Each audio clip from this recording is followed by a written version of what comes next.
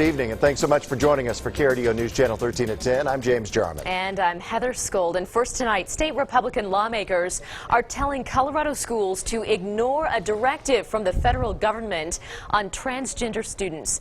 The White House says schools should allow those students to use whichever bathroom or locker room they identify with. KRDO News Channel 13's Bart Bedsole is live tonight with new information from local lawmakers. And Bart, it sounds like a standoff might be brewing here. Yeah, Heather, it could end up that way, and Colorado may not be alone if it doesn't want gender-neutral restrooms like this one in schools. The tricky part is whether states who don't comply could lose out on valuable federal funding.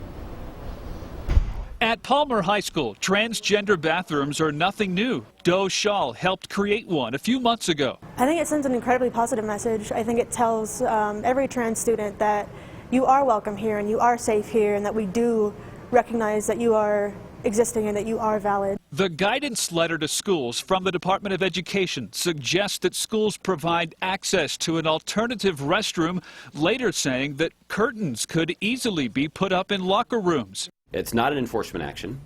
It does not add a requirement to the applicable law.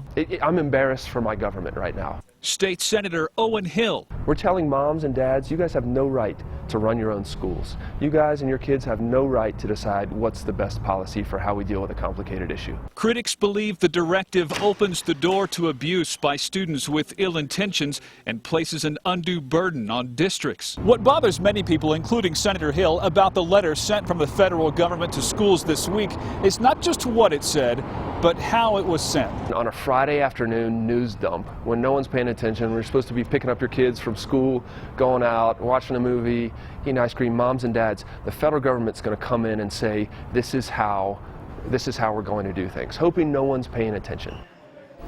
The lieutenant governor in at least one state, Texas, has already told the federal government that it can do without the federal funding. Bart Bedsole, KRDO News Channel 13.